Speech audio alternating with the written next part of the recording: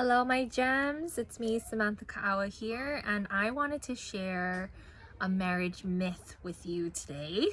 So this is my marriage myth number one. I'm sure that I have others to share later on, but today I want to share with you a marriage myth that I was talking to one of my clients about today, and it was just such a powerful conversation that I had to share it with the rest of the world. And I want to present this conversation too, because this message are for, I want to say who this message is for and who this message is for not. So this message are for women and men who are in a current relationship or are currently married, and they're wanting to work on themselves and work on their relationship. Okay. Who this message is not for are people who are single, are people who are maybe even divorced. And the reason why I want to present who this message is for is because what I don't want you to do is point blame or put blame or shame on yourself for what I'm about to share. Okay.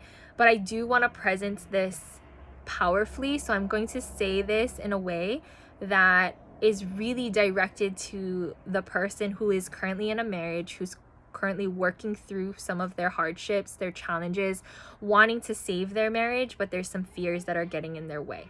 Okay.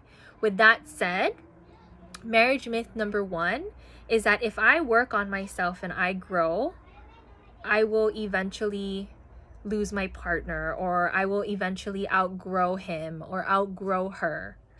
And the reason why I call that a marriage myth is because if you truly are working on yourself in the capacity of your relationships, you will never cause more distance.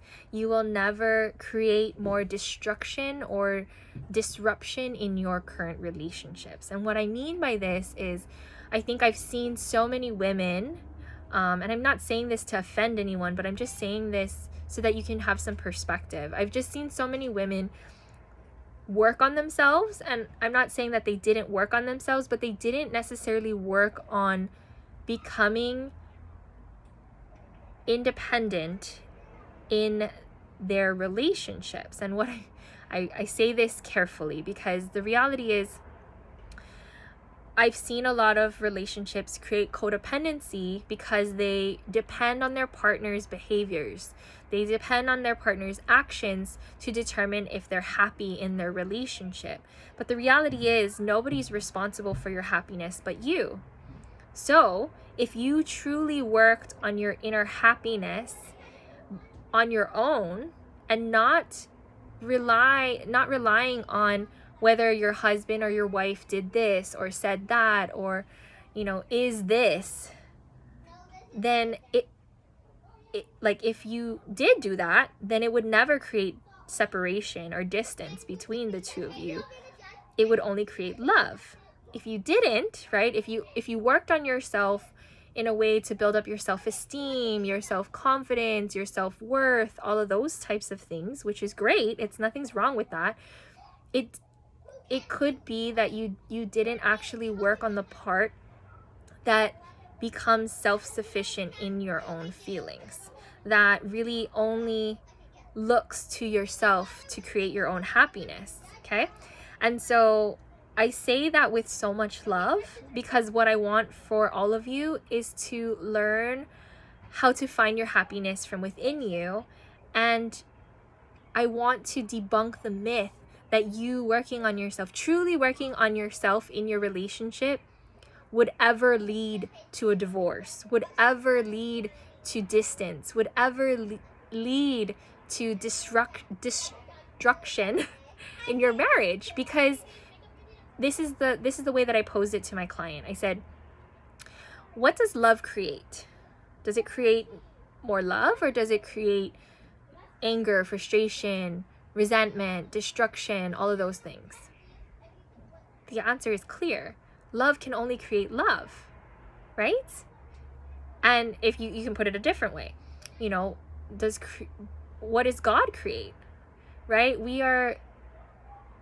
are made in the image of God, right? And so at our core, the creation, the part that God created within us is good, is love. That's the essence. And A Course in Miracles, if any of you guys have ever read that, would state that everything else is an illusion, right? Everything else is an illusion. So going back to love, and love can only create love. That's it. It only can recreate itself. So if you're creating a place of love within you that's dependent only on you and self-sufficient within you, it is a false belief to think that it would ever push your partner away from you. It's a false belief that love and loving yourself would ever make someone else feel inferior. Loving yourself has always attracted just more love and has elevated the other people around you. Like, really go look at that evidence. Okay? And I know the societal norm right now is to tell you that, if you grow yourself, you might outgrow your partner. But I'm going to stand up against that.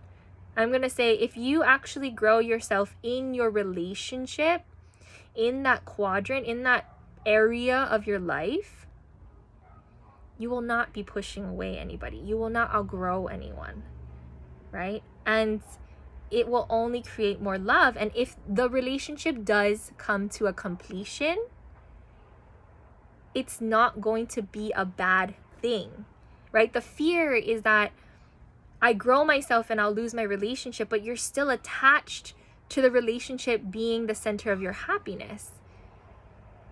If you're happy and the relationship comes to a completion, that means you're happy, right?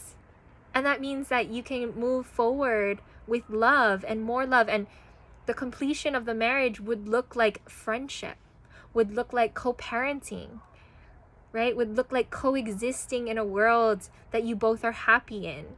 And if that's the conclusion and the completion of your relationship as a result of you working on yourself in your relationship, then wouldn't that just be the next evolution of love?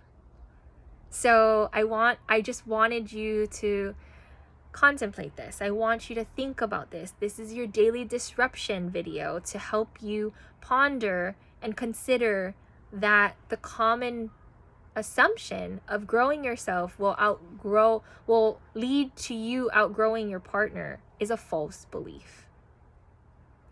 All right, my gems. I also want to share here, before we close this video, I want to share that I am currently in the middle of a launch for my new Inner Mosaic program. This is actually one of the things we work on in this program to support you in your relationships. So if you are finding this video somehow, some way, and you're wanting help with this mind shift, help in this arena, this is the program for you. So I'm speaking to you and I would love to support you. And I would love to jump on a call to see if we're a good fit to work together. So again, this was your marriage myth number 1, that you growing yourself, right? You working on yourself will absolutely not mean that you're going to outgrow your partner. All right. Love you all, my gems. Have a good one. Talk to you later. Bye now.